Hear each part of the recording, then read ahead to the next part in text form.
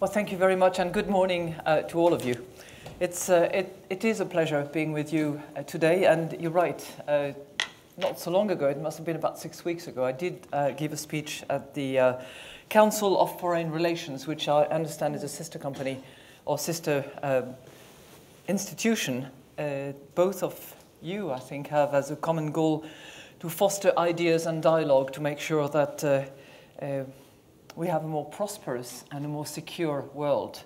And those are excellent goals and objectives which are not vastly different from the goals and the objectives of the IMF, which has to do with stability in the global economy. Now, needless to say that we have a lot to do at the moment, and I'm delighted to actually be in Europe and to address your group. This is my first occasion to speak on a European panel and on a European scene.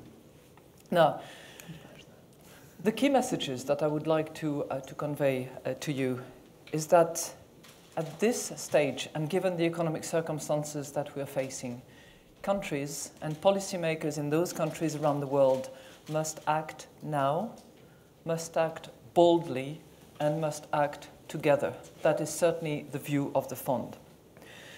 The world is collectively suffering from a crisis of confidence in the face of deteriorating economic outlook and rising concern about the health of sovereigns and banks. All this is happening at a time when the scope for policy action is considerably narrower than what it was 2, say 3 years ago, right after the financial crisis. But it is not to say that there are no policy options. There are fewer policy options, but there is a path for recovery, and that is certainly what the fund is seeing. Let us look at the challenges for the global economy. The bottom line is that global activity has slowed and downside risks have increased.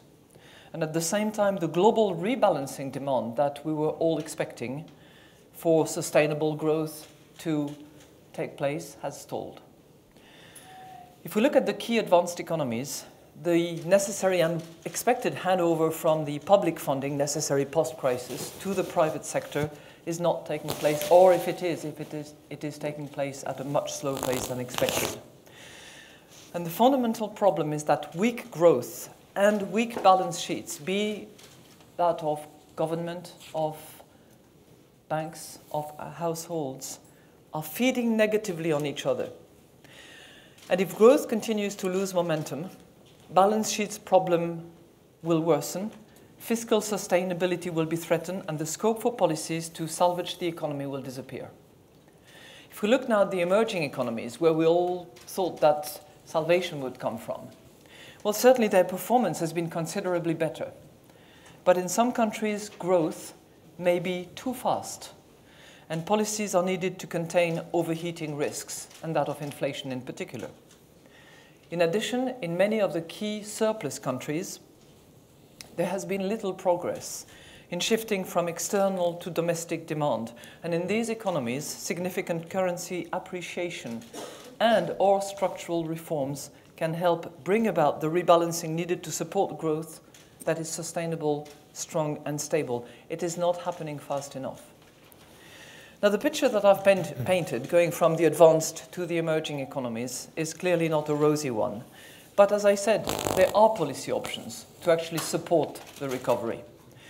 The key, however, and it's a difficult act. I've been in government, I know how complicated it is. The difficult act is that policymakers must have the conviction and understand and communicate the urgency of tackling today's challenges, while at the same time be nimble should circumstances change. That's a bit of a balancing act when it comes to governments. Now, I said at the beginning that it was time to act now. And I will, look at especially the advanced economies and identify both the fiscal and the monetary policies that can be taken. For the advanced economies, there is no question that fiscal sustainability must be restored through credible, implementable consolidation plans. But we also know, and I have said it, that consolidation, if it happens too quickly, will hurt the recovery and worsen job prospects. So the challenge, yet again, the balance, is to actually find the right pace for adjustment. Neither too fast, nor too slow. Now, once I've said that, I haven't said anything, because it will have to be country-specific. It is not a general principle that applies across the board. It has to apply country by country and depending on the circumstances of that country. Those countries that are facing considerable market pressure, as we have seen, or that could face considerable market pressure in the absence of an upfront adjustment, must press ahead with fiscal consolidation, and they must do so now. But in other countries, there is scope for a slower pace of consolidation, combined with policies to support growth. The key, again, is to clarify a credible, implementable, medium-term strategy to first stabilize and then lower the debt-to-GDP ratio. Within this strategy, fiscal measures that reliably deliver savings tomorrow on a consistent, on a recurrent basis will help create space for supporting growth today by permitting a slower pace of consolidation. So in a nutshell, consolidation is a must. But the question will have to be decided for each country specifically, one country at a time, depending on its circumstances, as to what pace it should take. This is as far as fiscal policy is concerned. If we look at monetary policy now, monetary policy has a role to play in advanced economies. Broadly speaking, it should remain highly accommodative at the risk, because the risk of recession outweigh the risk of inflation. Now, one might say, well, wait a minute. Inflation is relatively high compared with objectives. Well, we have to dissecate inflation and see exactly what is core inflation from what is very conjunctural causes of inflation. And we at the fund see that the inflation expectations is well anchored and relatively low compared with objectives, whereas commodity prices that fueled inflation are now abating. So policymakers, particularly in the monetary sphere, should stand ready as needed to take more action to support the recovery, including through unconventional measures. Now, I'm going to turn very quickly, and it's broad brush, clearly, to the United States, to the Eurozone, and indeed to the United Kingdom, with all due respect, because you all know a lot more than I do about this economy. If we look at the United States, the recent economic performance has been disappointing, and the downside risks to growth have increased. They have been increased as a result of the political circumstances that we have all witnessed in the summer.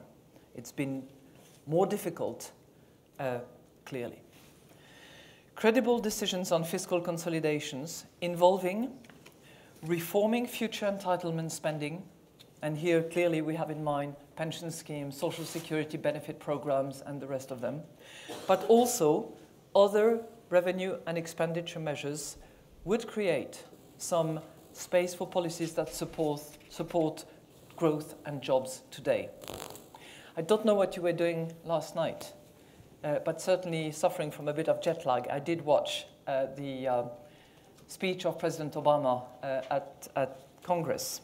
And certainly we welcome the proposals announced by President Obama last night, which focus on supporting growth and job creation in the short term, clearly identified. But in and of itself, it wouldn't be satisfying. As the President also emphasized last night, it remains critical for the United States to clarify its medium-term plan to put public debt on a more sustainable path, and we certainly look forward to the proposed consolidation plan that he has announced and that he will communicate in the next few days. Terribly important. It's clearly the balancing act that I was referring to. Identify the medium-term, credible, implementable strategy to return to healthy public finance, sustainable public finance, while in the short term accommodating space for growth. The United States is a country of its own for all sorts of reasons, one including what President Giscard d'Estaing used to call the exorbitant privilege of the US dollar. Turning to the Eurozone now, policymakers face two major related challenges to the recovery. One is sovereign risks, the other one is banking risks. And because these challenges are deeply intertwined, they must both be solved to clear the way to a sustainable recovery. A lot of argument about what is capital, what is liquidity, what is funding, and how this all feeds into each other. To address sovereign risk, which is the first and foremost one, many countries in the Eurozone need more fiscal action and more clarity about the availability of sovereign financing. Fiscal adjustment is critical for the long-term sustainability of public finances in many economies, not just in the countries that are under IMF/European with support from the ECB programs. And with regard to the financing, it is critical, essential, and urgent that Eurozone members actually implement as quickly as they can their groundbreaking July 21st commitment. Now, as this process unfolds, we should see a decline in sovereign risk, which should go a long way in removing some of the uncertainty weighing on the European banks, because as I said, there is an intertwining process between the two. It will take time. However urgent it is to do so because of democracy requirements, because of parliamentary approval. And in view of the heightened risk and uncertainties and the need to convince markets, some banks need additional capital, no doubt, in the mind of the IMF and those who are doing their research work on the topic. We must not underestimate the risks of a further spread of economic weakness or even a debilitating liquidity crisis. That is why action is needed urgently so that banks can return to the business of actually financing economic activity. Now let me turn now to the United Kingdom. Strong fiscal consolidation is essential to restore debt sustainability given two factors. One, the UK very high structural budget deficit. And two, its large financial sector relative to GDP. 500% of GDP in the UK compared with about 80% of GDP in the US, just to give you an example of how deep it is, which, as we know, can pose clearly contingent liabilities for the government sector. The IMF annual Article 4 consultation with the UK authorities, which took place over the summer and which was approved by the board of the IMF at the end of July, supported the government's plan to move decisively on the fiscal front. But we also cautioned that there are downside risks and that policymakers should be nimble. As we all know, the policy path was premised on a greater role for private sector demand, especially a robust recovery in exports, to take over as the public sector retrenched. But since the summer, the outlook has become more subdued, including, in particular, in the rest of Europe and in the United States, which are the two major trading partners of the UK. So the risk levels are rising. The policy stance remains appropriate, but the heightened risk means a heightened readiness to respond, particularly if it looks like the economy is headed for a prolonged period of weak growth and high unemployment. Now, what does it mean in terms of policies? On the fiscal side, the free operation of automatic stabilizers, and there are many more automatic stabilizers in the UK than, say, in the US, for instance, which are government tax and spending programs that automatically ease the pace of deficit reduction as GDP growth slows, provides an important cushion.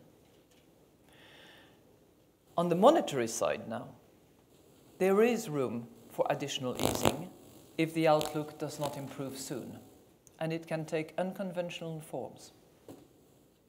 Now, before I close, I would like to say just a few words about the financial sector, particularly in the UK. one of the key findings of a work that has been undertaken by the fund relates to the spillover effects from one economy policy to others. And one of our findings is that the UK financial stability is a global public good. And a global public good, if not properly supervised, if not properly structured and regulated, can become a global public risk. Now, recognizing this, the UK authorities approached to stringent capital and liquidity regulations, including the emphasis on capital buffers ahead of the Basel II requirements and timing. And intensive supervision is both commendable and essential. But the stability of the UK financial sector also depends on a stronger international framework for oversight of cross-border financial institutions. So therefore, the IMF, and I certainly welcome all the efforts that will be done in order to better coordinate, better share information, particularly when it comes to cross-border resolution, where a lot of work still remains to be done. Now, in conclusion, I will be traveling to Marseille in a few hours to participate in the G7 meeting. G7 meeting that brings together central bank governors and ministers of finance.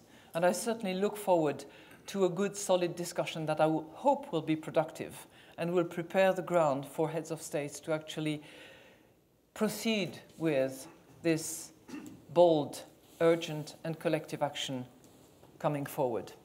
We will also be focusing on the Middle East and North Africa. It's a region of the world that is experiencing a historic transformation, which also has significant economic and financial consequences.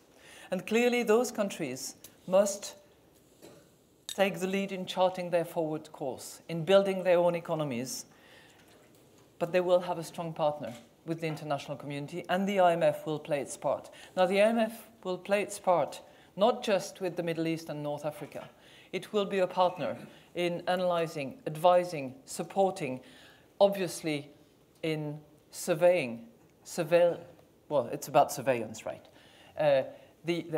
All the economies, the advanced, the emerging, and the developing economies. And we stand ready for times that will not be easy, that will see leaders and policymakers, both on the fiscal front and the monetary front, having to take some sometimes unconventional, but certainly bold decision going forward. My dear hope is that they will take collective action and that they will indicate their collective determination to address the challenges that we have currently and that need to be addressed collectively. Thank you very much.